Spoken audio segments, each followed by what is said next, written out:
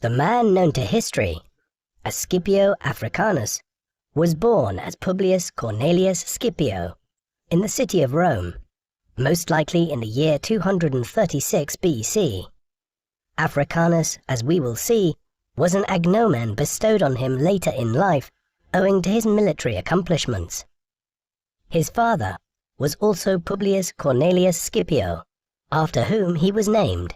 The Corneli Scipiones family, or gens, was one of the most acclaimed families in the Roman Republic.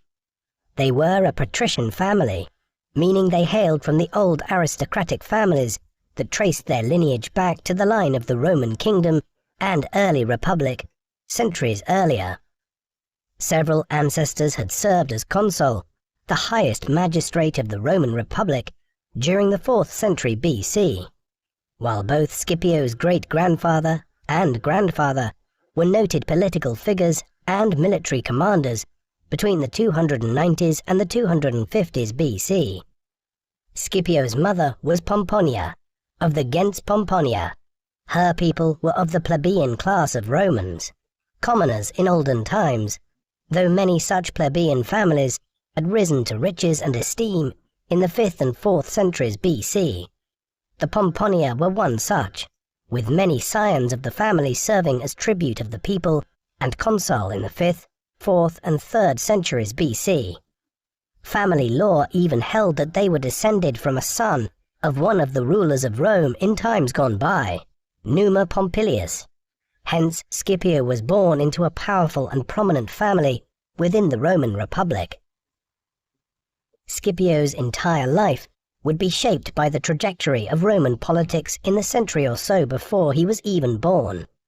According to Roman mythology, Rome had been founded by Romulus and Remus on the banks of the river Tiber in 753 BC. Twins descended from Prince Aeneas of the fabled city of Troy. In reality, though, archaeologists have revealed that Rome actually emerged from around 1000 BC onwards as several small villages in the vicinity of the 7 hills of Rome amalgamated together. A Roman kingdom existed early on before the Roman Republic emerged at the end of the 6th century BC. For another century and a half thereafter, it had remained a small city-state, controlling little more than the countryside in the immediate hinterland of the city. Rome had even been attacked and sacked by a marauding army of Celts from the Alpine region of northern Italy in 390 BC. Perhaps it was the shock of the Celtic attack on their city-state that spurred the Romans to become a more militaristic people, for in the decades that followed, they entered into a series of wars against their neighbors in the Latium region of central Italy and then against the Samnites. Thus, by 290 BC, at the end of the Third Samnite War, they had conquered all of central Italy and were expanding north into Tuscany, then known as Etruria, and southwards towards Calabria and the island of Sicily. This century of republican expansion brought the Romans into contact with new people. Between 280 BC and 275 BC, they fought a war in southern Italy against King Pyrrhus of Epirus, ruler of a kingdom that encompassed parts of what are now northwestern Greece and southern Albania. He had been called upon by the Greek city-states of southern Italy to come to their aid against the growing aggression of the Romans. He won a series of victories over Rome, but with the loss of such forces that he had to eventually abandon the cause, forever ensuring that his name would be remembered through the term Pyrrhic victory, one that is so costly that it might as well have been a defeat. Rome's true enemy, though, in the decades before Scipio was born, was Carthage. The Carthaginians were a people whose city had been founded in what is now Tunis in Tunisia in North Africa centuries earlier, as a colony of the Phoenicians, the great naval and trading power that emerged out of the Levant in the early Iron Age. While Rome was still a minor city-state in central Italy, the Carthaginians were a major power across the western Mediterranean, with influence and lands in North Africa, Sicily, Sardinia, Corsica, and on the southern coast of Hispania. A Carthaginian explorer, Hanno the Navigator, had even sailed around the western coast of Africa in the 5th century BC. In 264 BC, Rome and Carthage went to war in a clash known as the First Punic War, so named after the Roman term for the Carthaginians. Scipio's grandfather was prominent in the fighting, leading an expedition to Corsica and Sardinia in the early 250s BC. When the clash ended 23 years later, just half a decade before Scipio was born, Carthage had been defeated and was forced to cede control over Sicily, Sardinia, and Corsica to Rome. In the process, the Roman Republic had become a naval power and the preeminent state in the western Mediterranean. Carthage was not entirely crushed by its defeat in the First Punic War, though it had suffered a major setback. In the aftermath of it, while Scipio was barely an infant, a Carthaginian general, Hamilcar Barca, who had been prominent in the fighting in Sicily in the 240s BC, and whose family, the Barcids, were amongst the elite of the Carthaginian oligarchy, convinced his people that they could rebuild their strength by concentrating on Hispania to the west, where there were valuable mines and many trading port cities and towns. Then, when it was strong enough again, Carthage could exact revenge on Rome. Thus, over the course of the 230s and 220s BC, Hamilcar and later his sons, Hasdrubal and Hannibal, campaigned extensively in southern and western Hispania, preparing their armies and navies for a fresh war to come with Rome. At Rome, members of the Senate, like Scipio's father, looked on and prepared for the inevitable Second Punic War. We have a number of very useful sources for the history of the Second Punic War, and Scipio's role in it.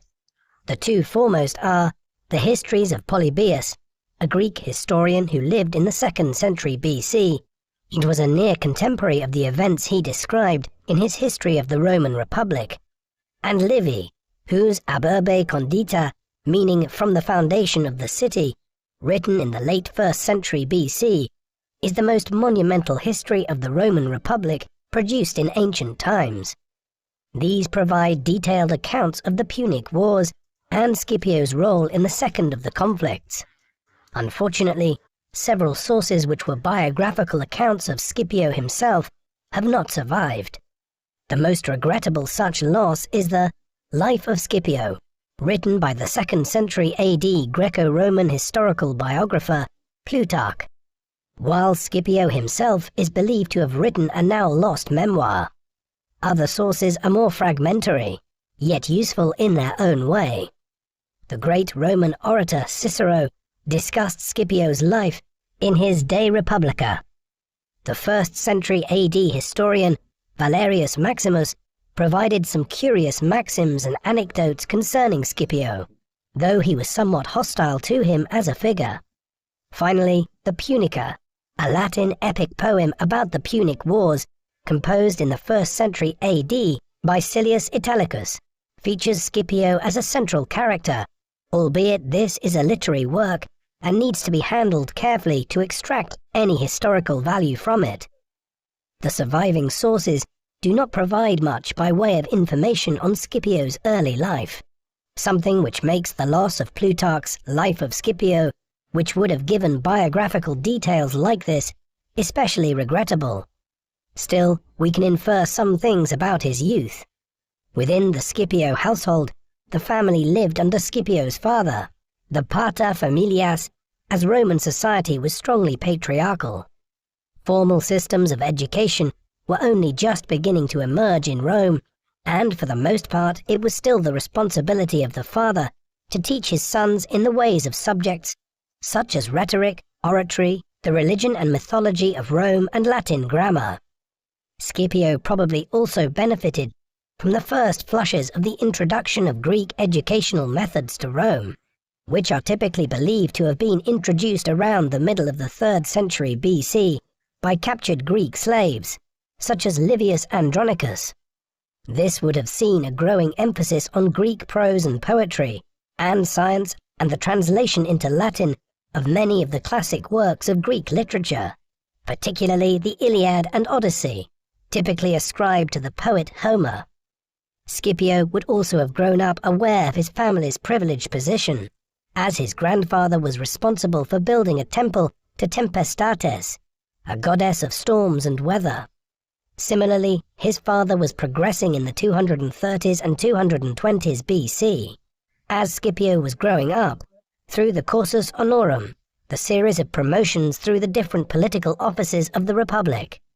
We know this because he became consul of Rome in 218 BC and would have had to have served in the more junior positions in years gone by in order to have acquired the consulship at that later date. As Scipio entered his mid-teens in the late 220s BC, young manhood by Roman standards, tensions were flaring between the Romans and the Carthaginians. A treaty signed in 226 BC had fixed the river Ebro as the northern border of Carthage's influence in Hispania, roughly midway between modern-day Barcelona and Valencia in eastern Spain. But in the years that followed, the Romans had breached the terms by acquiring allies very close to the border region, and then interfering in the affairs of the city of Saguntum, which lay south of the Ebro. When Hannibal laid siege to Saguntum and restored it to Carthaginian control in 219 BC, the Romans used this as a pretext for declaring war on Carthage in the following year, even though the city lay inside Carthage's sphere of influence. So began the Second Punic War. Despite being the aggressor, the Romans had badly miscalculated. Hannibal and his brother Hasdrubal had long been planning for this, and Hannibal now headed north, where the Carthaginians had organized several alliances with the Gallic Celts and other groups in southern France and the Alps, while Hasdrubal remained in Hispania to lead the war effort there. In the winter of 218 BC, as the Romans moved their armies to the south of Italy and the coast in preparation for a naval invasion, they suddenly began receiving word that Hannibal had descended on northern Italy with tens of thousands of men and even some war elephants from Africa, having marched over the Alps. Scipio was not of an age to play a prominent role in the war when it broke out in 218 BC. He was, at most, around 19 years of age. This meant he had been considered an adult for 4 or 5 years, as the Romans had nothing comparable to the modern concept of being a teenager. That said, this was also an ageist society in which a person generally needed to be well into their 20s and ideally their 30s or 40s before they attained to high political office, the latter of which was a necessary precursor to being appointed to a substantial military command. Therefore, Scipio would not rise to a major military position for several years. He did, though, serve as a soldier in the Roman army, which was still a part-time army made up of Roman citizens in the 3rd century BC. All hands were needed to play their part. After his arrival in Italy, Hannibal won a series of major victories across the peninsula, culminating in the Battle of Cannae on the 2nd of August 216 BC. Here the Romans suffered one of the greatest military defeats in their history. In the aftermath of it, Rome's allies and many of the cities and towns under its control in Italy and Sicily began abandoning their overlord and allying with the Carthaginians. For a time it seemed that Hannibal would strike next at Rome itself, but he never felt he had sufficient resources to take the city. He would consequently spend several years to come campaigning around Italy, waiting for the opportune moment. Throughout all of this, Scipio served his initial military apprenticeship. His father had been consul in 218 BC and led an army which headed into northern Italy when news of Hannibal's arrival reached Rome. According to Polybius, he may have saved his father's life during a clash of Roman and Carthaginian cavalry near modern-day Pavia, though the veracity of this is debated. 2 years later, by now entering his 20s, Scipio began his ascent within Roman politics when he was elected as a military tribune, an important junior military office and a stepping stone to the Senate one day. He would continue to perform middling roles like this in Rome in the years to come, as the city weathered the storm after the disaster at Cannae in the late summer of 216 BC.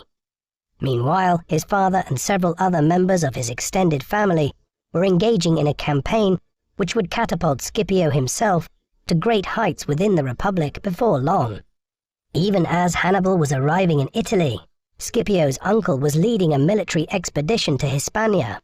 Over the next several years, he, Scipio's father, and several other family members oversaw this military campaign, which was the direct equivalent of Hannibal's campaign within Italy. Their work in Hispania concentrated on securing a base of operations in the Catalonia region, and then pressing southwestwards towards Murcia and Cordoba. As they did so, the Scipios became the de facto leaders of the Roman war effort in the course of the 210s BC. In Italy, and in the absence of his father and uncle in Hispania, Scipio emerged as a representative for his family in the capital.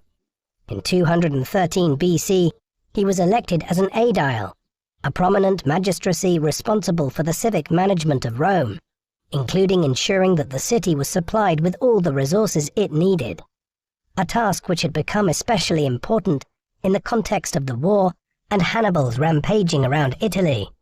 By then he was married to Aemilia Tertia. She was the daughter of Lucius Aemilius Paulus, a figure who had been consul in 216 BC and died commanding at the Battle of Cannae. The marriage was a political one, and there may have been some significance to Scipio marrying her after Cannae, and thus staking a claim to being the political successor to his deceased father-in-law. They would have 5 children together, 3 sons, Gnaeus, Lucius, and Publius, and 2 daughters, Cornelia the elder and Cornelia the younger. His sons would go on to have modest political and military careers, though his foremost descendants would actually be his grandsons from Cornelia the younger's marriage. Tiberius and Gaius Gracchus would emerge as the preeminent social reformers within the politics of Rome in the 130s and 120s BC. Despite their many children, Scipio was not faithful to his wife, a not unusual occurrence within a society where promiscuity, infidelity, and divorce were common. Several ancient sources attest to his numerous affairs, both as a young man and later in his life, with Aemilia generally turning a blind eye to those which occurred at home in Rome itself. We know some little bit about the man who was about to emerge as one of Rome's greatest generals. Scipio was clearly possessed of a great intellect, somebody who was perceived as both cultured and skillful as a politician and commander. In time, he would also reveal himself to be a ruthless character, one who was able to undermine his rivals towards his own ends. Conversely, he would almost paradoxically be merciful and accommodating of Rome's enemies when he felt displaying some sympathy towards the defeated was a judicious policy in the long run. Clearly, he had a common touch as well, or at least some charm, which won him the respect and admiration of his troops. It is difficult to say with certainty what he looked like. A bronze bust of a bold, clean-shaven man in middle age, with noticeably piercing eyes, one which dates to the 1st century BC and was discovered at the town of Herculaneum, which was buried along with Pompeii during the eruption of Mount Vesuvius in 79 BC, was previously believed to be of Scipio, but this view has been revised, and many now think this to be a portrait of an Egyptian priest of the goddess Isis. Conversely, a marble bust found near the Scipio family tomb in Rome may be of Africanus.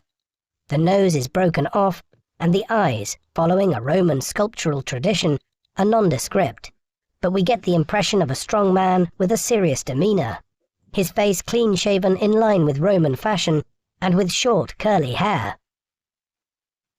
This was the figure that in 211 BC was suddenly catapulted into a very prominent position within the Roman military. Both his father and uncle were killed that year while campaigning in Hispania, at twin battles fought at the Baitis River during a successful Carthaginian counteroffensive in the wider Andalusia region. Initially a more senior Roman political figure, Gaius Claudius Nero, was sent to Hispania to deal with the emergency created by the defeat at the Battle of the Baitis River. But just a few months later, a decision was made in Rome to appoint Scipio to oversee the campaign in Hispania. This was a highly unusual move. Scipio was still only 25 or 26 years of age, far too young under normal circumstances to acquire such a command, and certainly so for a figure who had never served as a consul or seemingly been a member of the Senate. The exception was most likely made owing to both the unusual circumstances of the Second Punic War, where many generals had either died or been disgraced by the events at Cannae and elsewhere in Italy, and also owing to personal loyalties amongst the Roman troops in Hispania to the Scipio family. When Scipio arrived at Hispania in 210 BC, the Roman military effort there was in disarray after the setbacks of the previous year. After a period of regrouping, he launched a fresh offensive, prioritizing the capture of the important port town of New Carthage, or Carthago Novo, the site of modern-day Cartagena. This was achieved during a siege in 209 BC. The success was accomplished when Scipio sent divisions of his men to wade across the bay in low tide and enter an undefended part of the town. This gave rise to a subsequent myth that Scipio was favored by the gods and had been sent a message from Neptune, the god of the sea, during the battle. Having captured Carthago Novo, he won over some of the local Iberian Celts and other allies of the Carthaginians by sparing the prisoners he took of them in the town and sending them back to their people with offers of generous terms if they switched sides and joined the Romans. In the 2 years that followed, he extended this program of gaining allies, not just in Hispania, but also by traveling across the Mediterranean for some time to North Africa to negotiate with the Numidian tribes there, particularly the leader of one of the main contingents of these Berber peoples by the name of Massinissa. Throughout, Scipio argued with the Iberians and the Numidians that the Carthaginian cause was doomed, as Hannibal had spent several years stationed in Italy after Cannae without ever managing to strike a decisive blow against Rome. Scipio's campaign in Hispania culminated in the spring of 206 BC in the Battle of Ilipa in the Andalusia region of southwestern Spain, near modern-day Seville. After the death of Hasdrubal the previous year, Scipio faced an army of Carthaginians led by Hannibal's brother Margo and another Barcid clan member, Hasdrubal Gisco. The ancient accounts differ on the size of the forces involved, and in any event, ancient Greek and Roman historians were notorious for often exaggerating the size of armies. These limitations aside, it is generally accepted that Scipio and the Romans were outnumbered by the Carthaginians, with the Italians numbering perhaps around 50,000 men to some 65,000 North Africans. Both sides had strong contingents of allies fighting for them, and the skill of the infantry in both instances is hard to gauge. What we do know is that Scipio won a decisive victory here, splitting his forces and attacking 2 Carthaginian camps before they could coordinate their efforts. In the rout that followed, the Romans were said to have destroyed over half of the Carthaginian army. Whether this is accurate is difficult to say, but regardless, the claim indicates that a momentous victory had been won. With this, the campaign in Hispania was all but won, and while some units remained here to continue laying siege to the towns that remained under Carthage's control, thoughts in Rome now largely turned to North Africa. Back in Italy, Hannibal was still campaigning around the peninsula over a decade after he had first arrived there. In Rome, the Senate debated the merits of trying to campaign directly against him in Italy. On balance, it was decided that the best approach was now for an army to be sent to North Africa and to campaign there around Carthage itself in much the same way that Hannibal had done so in Italy around Rome for so many years. This would serve both to draw Hannibal out of Italy in order to defend his homeland and also strike a potentially decisive blow against Carthage in North Africa. Scipio was the man chosen to lead the Roman expeditionary force across the Mediterranean, with a special dispensation made for him to be elected as consul in 205 BC in order to do so, he being approximately 10 years too young to hold the office in just his early 30s. There appears to have been some reluctance to grant him the role, and the leader of the Senate, Quintus Maximus, campaigned unsuccessfully to be given the position himself. Thereafter, Scipio proceeded to Sicily, where he seized a number of strongholds that were in Carthage's hands and began maximizing his fleet to convey thousands of Roman troops across the Mediterranean to Africa. Scipio spent much of 205 BC in Sicily, and so his campaign in North Africa only really commenced in 204 BC. He spent the first year or so here strengthening his alliance with Massinissa, while also trying to take the port of Utica to the west of Carthage itself. After he won an important victory at the Battle of the Great Plains in 203 BC, there was no option but for Hannibal to return to Africa with his military veterans from Italy. Any hopes of an aggressive strategy on the part of Carthage now gone, and a desperate need to defend the city of Carthage from Scipio's armies emerging. The Second Punic War was decided in an epic battle on the plains to the southwest of Carthage, in a place known as Zama. This was at some point in 202 BC. After victory at the Battle of the Great Plains and Hannibal's return to North Africa, Scipio had adopted a cautious policy, with he and his Numidian allies devastating the countryside around Carthage and trying to implement a naval blockade at sea at the same time, the goal being to cut off Carthage's food and supply lines and force them to surrender. Aware that defeat was inevitable if he did nothing, Hannibal elected to gather what forces he could muster and to march southwest from Carthage to meet Scipio in the field. When they clashed at Zama, the Carthaginians again probably outnumbered the Romans. Polybius's account of this has not survived, and we are almost entirely reliant on Livy, who did not provide precise numbers. Therefore, historians have tried to extrapolate from auxiliary information, conjecturing that Scipio had somewhere between 25,000 and 30,000 troops. Hannibal did probably have in excess of 40,000 men, but a large number of these were little more than raw recruits. Moreover, the use of war elephants by Hannibal backfired here, as these were repulsed on their initial attack, and while charging away from the battlefield, they broke through the lines of their own forces. Scipio's cavalry then charged to take advantage of the disorder this had created, before the Roman infantry, fighters who were superior to the Carthaginians in nearly every respect, moved in to finish the clash. At the end of the day, the Carthaginians had been soundly defeated, and total victory was now within Scipio's reach.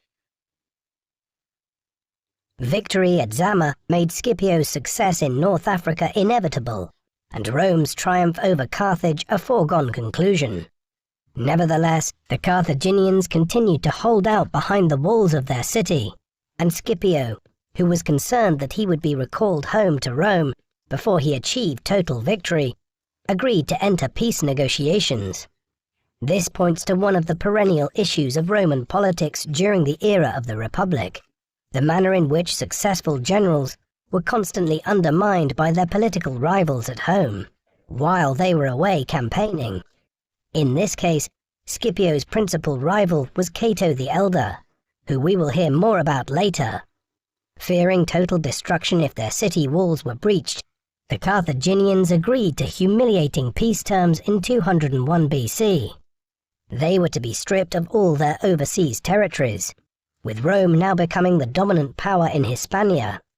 Additionally, some of their North African lands were granted to Rome's allies in the region, while it was stipulated that the Carthaginian fleet could henceforth not exceed 10 warships. A huge indemnity of 10,000 silver talents, some 330 tons of the precious metal, was to be paid to Rome by Carthage over a period of 50 years. Thus, the peace terms imposed at the end of the Second Punic War left Rome as the hegemonic power in the western Mediterranean, and Carthage reduced to little more than a city-state in North Africa, under the thumb of Rome militarily and financially. Scipio returned to Rome as the all-conquering hero, the greatest general in the Republic's history. When he arrived home, he was at the center of the Roman triumph, held to celebrate victory in the war.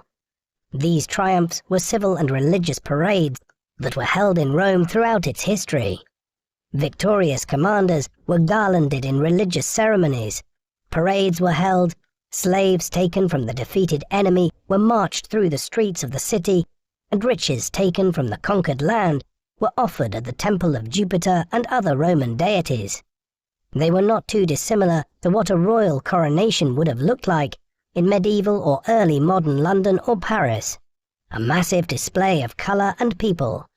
In honour of his victory, Scipio was granted his famous agnomen Africanus.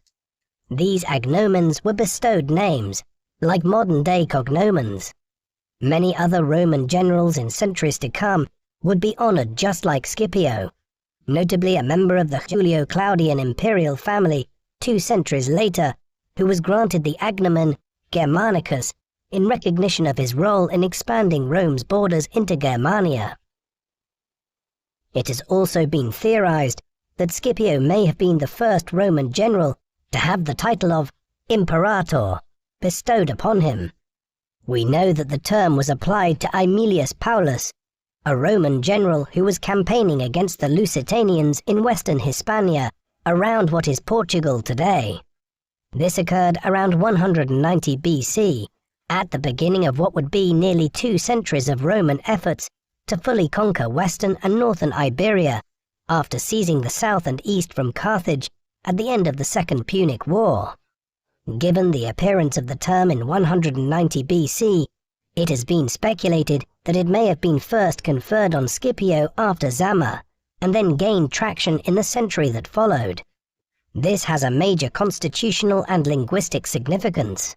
Imperator means commander in Latin, and is hardly an unusual term to describe a Roman general. However, it is also the word from which the term emperor derives, as when he created the Roman Principate or Empire in 27 BC, Caesar Augustus adopted the title of Imperator on a permanent basis. Many of his successors did too, and over time, in more recent centuries, Imperator became anglicized as Emperor. Thus, Scipio might have been the first figure bestowed with the title from which the modern word emperor originates. With the end of the war, and having celebrated his triumph back in Rome, Scipio had to return from these giddy heights to become an ordinary citizen and politician once again. In 199 BC, he gained election as one of the censors for that year. This was a peculiar magistracy, one which was deemed to be a great social honor for the occupant, yet at the same time did not involve an enormous amount of power. The holders were responsible for maintaining the records of Roman citizens, an important enough task at a time when grants of citizenship were still restricted to people who could trace their lineage to the city itself, and was only bestowed on others, even within Italy, for acts of considerable service to the state. The censors also had a loosely defined role in regulating public morals in Rome, a task from which the modern concept of censoring something comes from. He held the office of censor for 18 months, and was also acknowledged for a time as Princeps Senatus, the leader of the Senate, an honorary title in recognition of his war service.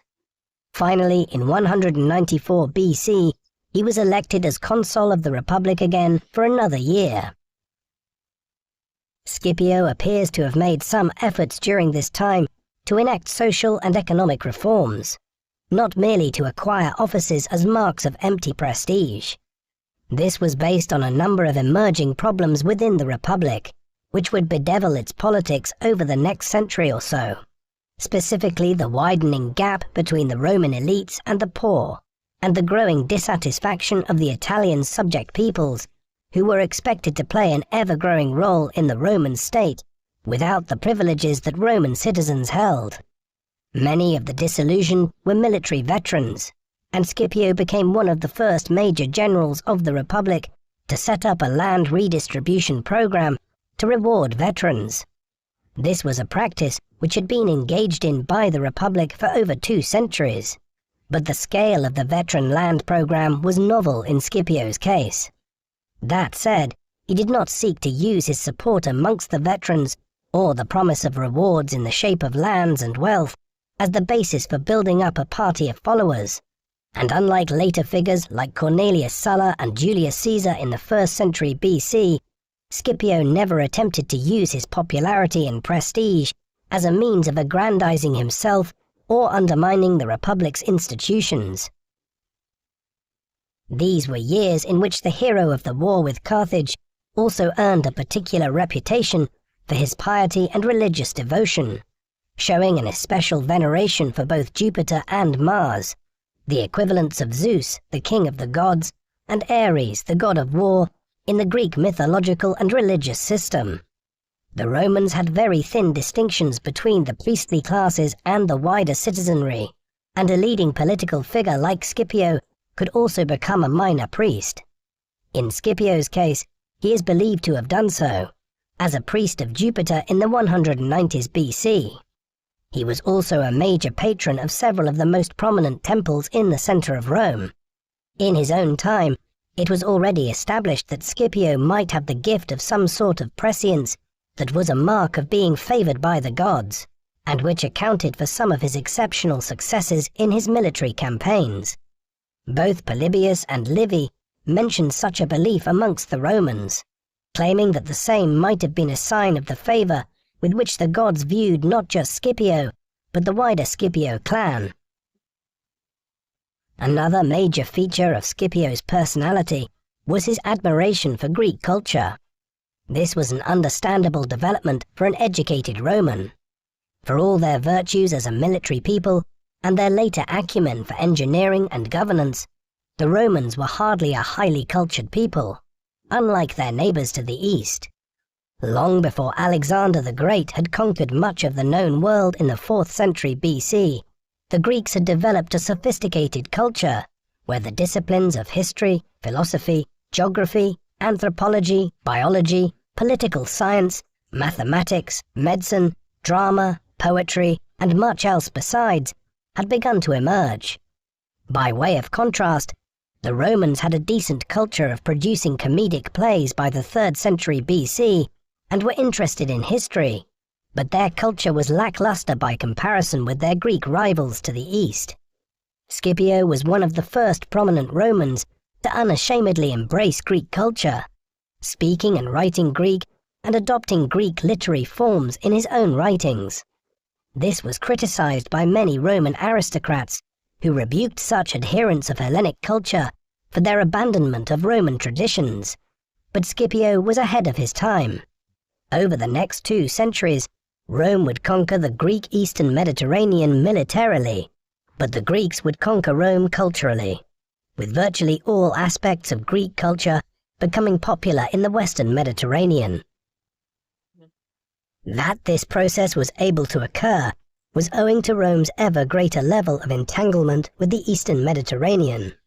As far back as Pyrrhus of Epirus's intervention in southern Italy, the Greeks had been involved in the wars of the Romans, and the Kingdom of Macedon was at war with Rome for a time during the Second Punic War. Almost as soon as the war with Carthage was over in 201 BC, Rome was pulled into new conflicts with Greece and elsewhere. There were reasons for this beyond Roman aggression. In the decades after the death of Alexander the Great, his empire had fragmented into numerous states, ruled over by his leading generals. Of these, the Kingdom of Macedon, the Seleucid Empire in Syria and the Levant, and the Ptolemaic Kingdom of Egypt were the most powerful. However, dozens of other smaller states emerged over time, such as Bithynia and Pergamum in Asia Minor, and associations or leagues of city-states in Greece proper, like the Aetolian League and the Achaean League. As these powers waged constant wars against one another, they began appealing to the might of Rome in the West to form alliances with them. This ensured that Rome was drawn into a growing number of conflicts in the Eastern Mediterranean from the 190s BC onwards, and would eventually end up becoming a major player there in the course of the 2nd century BC. As it did, it brought more and more Romans into contact with Greek culture, and a cultural osmosis occurred. This eastern drift would eventually involve Scipio personally, as he was soon appointed to oversee a war against the Seleucids in the east. The Seleucid Empire was the largest of the successor states which emerged out of the civil wars that followed the death of Alexander the Great and the fragmentation of his empire in the late 4th century BC. Its founder, Seleucus, was a more minor commander under Alexander, though by the time of the Wars of the Diadochi, or Wars of Alexander's successors, ended in the 280s BC, he had established himself as the ruler of lands stretching from the Levant around Syria, eastwards through Mesopotamia and Persia, to Bactria and modern-day Pakistan. The Seleucid Empire had experienced varying fortunes in the decades that followed, losing some of its territories, that is until Antiochus III, sometimes known as Antiochus the Great, came to the throne in 223 BC. While Rome was fighting the Second Punic War with Carthage, Antiochus was reclaiming many of the lost territories of the Seleucids. By the dawn of the 2nd century BC, he had clearly emerged as the most powerful ruler in the eastern Mediterranean, a situation which led him to view the Romans engaging in a fresh war with the Kingdom of Macedon between 200 BC and 197 BC as a clear act of provocation. The Seleucids holding that Greece was within their sphere of influence and that the Romans should restrict themselves to controlling the western Mediterranean. The Romans did not agree, and a Cold War followed, which erupted into the Roman-Seleucid War in 192 BC, after the Aetolian League of Greek city-states convinced Antiochus to intervene to restrict Rome's growing power on the Greek mainland. Scipio was soon appointed as a legate with military powers in the east, an appointment facilitated by his brother being consul for the year 190 BC. With this, Scipio took ship to lead a Roman army again, this time against a broad coalition of Greek states in the east. One curious element of this was that it once again involved him clashing with Hannibal. Carthage, which was well and truly in decline after the Second Punic War, had meekly agreed to join the war as a Roman ally. However, Hannibal was long gone from his homeland. Around 195 BC, most likely in response to pressure from Rome, he had been exiled from Carthage. He soon turned up at the court of Antiochus III, and so when Rome went to war with the Seleucids in 192 BC, they were faced with the prospect of facing their greatest foe on the field of battle yet again. He had lost his spark, though. By the time Scipio arrived in the east, Hannibal had lost several naval battles for the Seleucids, while the Romans and their allies, which included the island of Rhodes and the kingdom of Pergamum in Asia Minor, had already secured control over the Aegean and were taking the battle to Antiochus and Hannibal in what is now western Turkey. Hence, Scipio arrived during a fortuitous time. He began his command in the east by sending envoys to Antiochus proposing peace terms, which the Seleucid ruler received with disdain. Essentially, Scipio was demanding that the Seleucids acknowledge Roman influence in Greece and amongst the Greek islands, while also withdrawing from much of Asia Minor and ceding lands there to some of Rome's allies like Pergamum, all while paying a large war indemnity to Rome. Unsurprisingly, he decided to risk continuing the war. It would prove to be an unwise decision.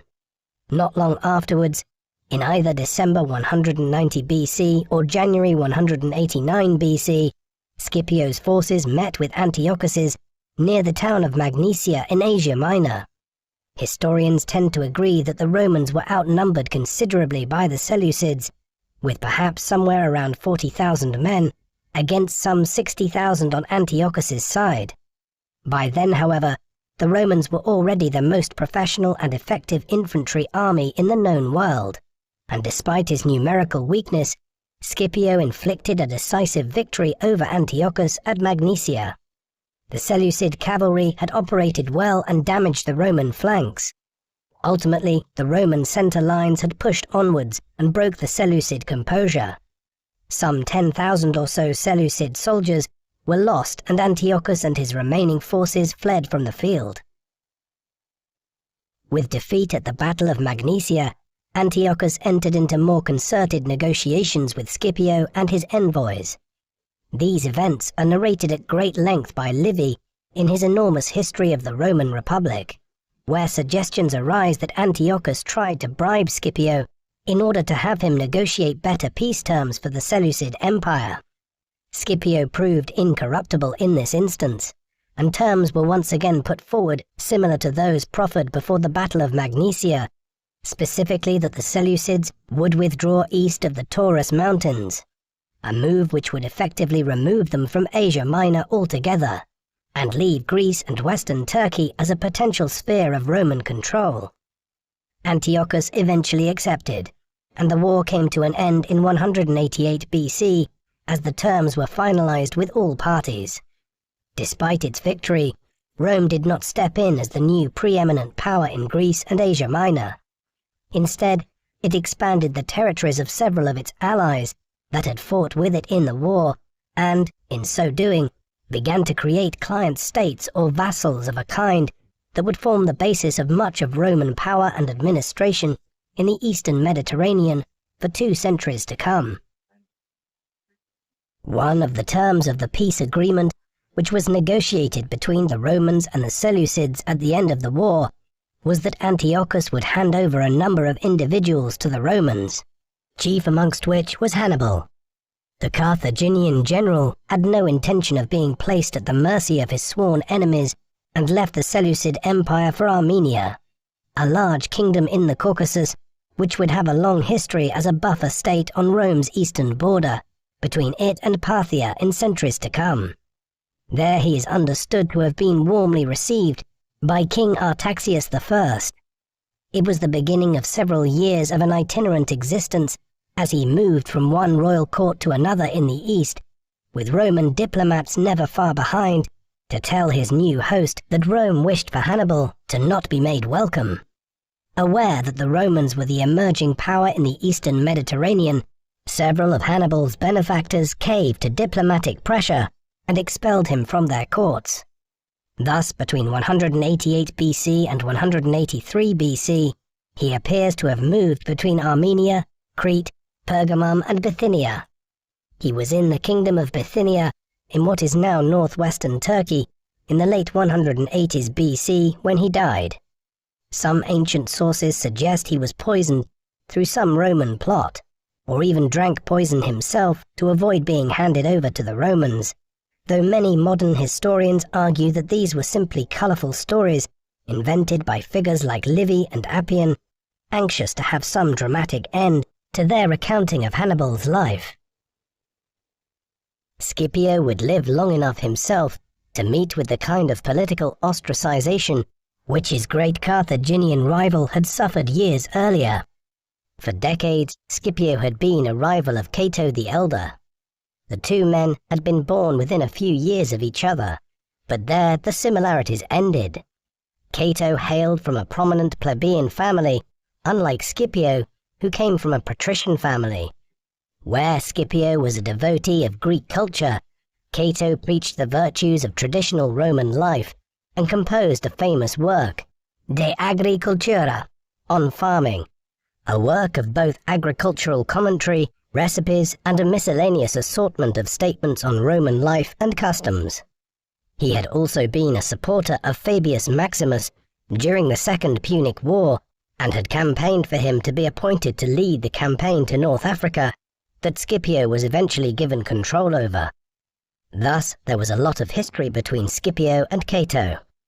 Now, when Scipio returned to Rome from the east, he found that Cato had drummed up support for placing Scipio on trial for allegedly having exceeded his authority in the eastern Mediterranean and for prolonging the war in order for himself and his family members to enrich themselves to an extraordinary extent. A kind of show trial in the Roman Senate played out over the next several months, as Cato tried to bring about his rival's downfall, to little avail. For his part, Scipio retired from the city of Rome itself to his country estate, and tried to make it clear that he was above such petty factional politics.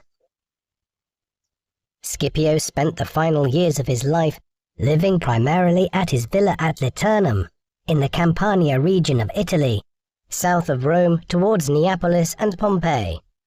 A Roman colony had only been founded here a decade earlier, and the Scipios must have played a part in its early development. At Liternum, Scipio largely remained aloof from Roman politics, believing he had played his part fully in civic life, while his rival Cato would spend another 3.5 decades at the forefront of Roman politics, eventually becoming the grand old man of the Senate.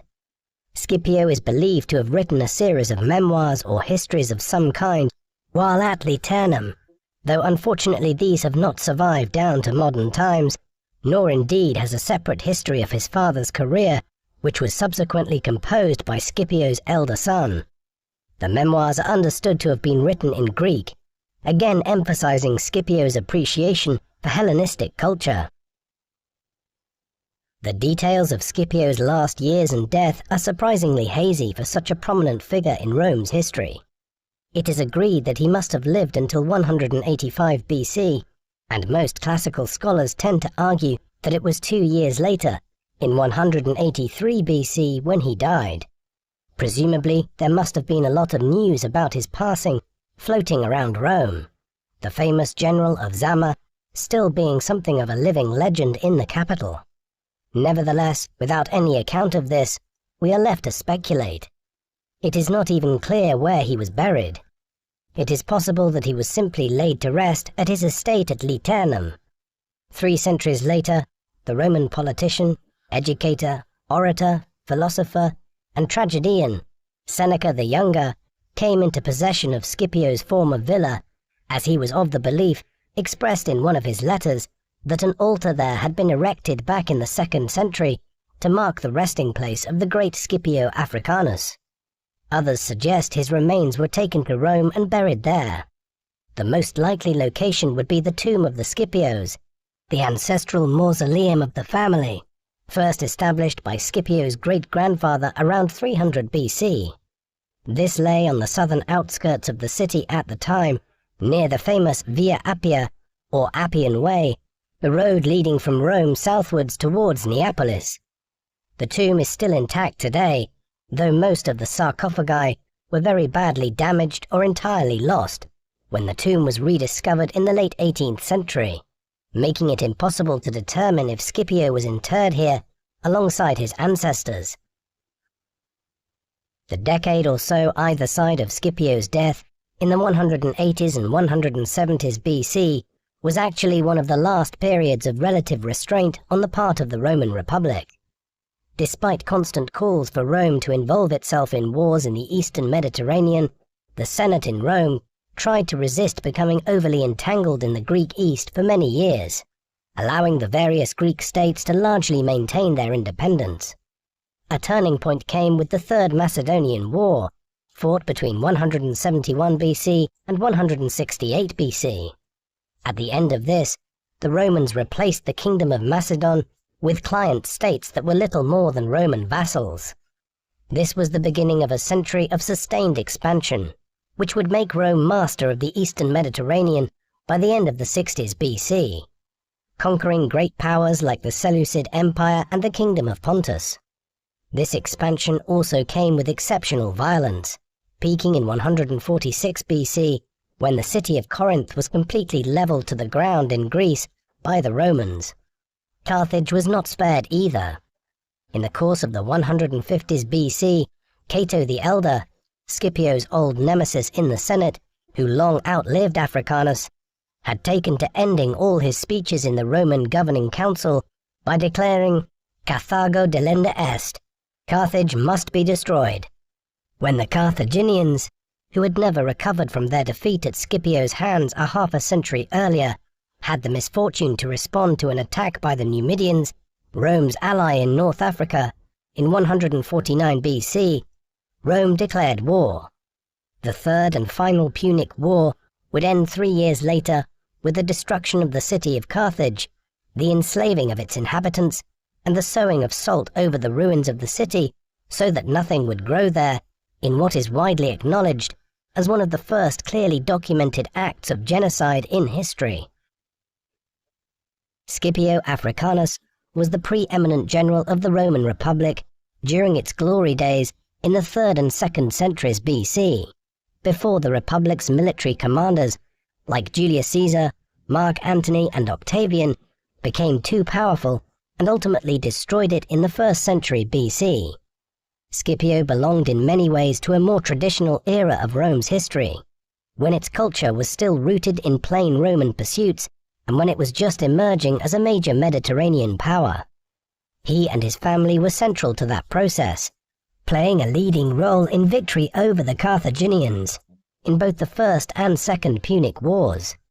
Scipio himself concluded all of this with his campaign in North Africa, victory at Zama, and ending of the Second Punic War in 201 BC. In this sense, the Punic Wars could even be seen as a clash not just between Rome and Carthage, but also between two families, the Barcids of Hamilcar Barca, his brother Margo, and his sons Hasdrubal and Hannibal, and the Scipios of Rome. No two figures epitomized this clash of individuals within the wider Punic Wars than the rivalry between Scipio and Hannibal. Ironically, Hannibal has perhaps left behind the more lasting legacy in historical lore on account of his march with his elephants over the Alps and descent on Rome in 218 BC.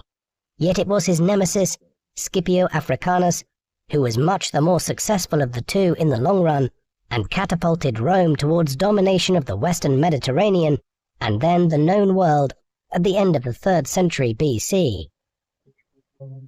What do you think of Scipio Africanus? Was he one of the greatest generals of the ancient world, or was he overshadowed by Hannibal, despite ultimately defeating the Carthaginian commander? Please let us know in the comment section. And in the meantime, thank you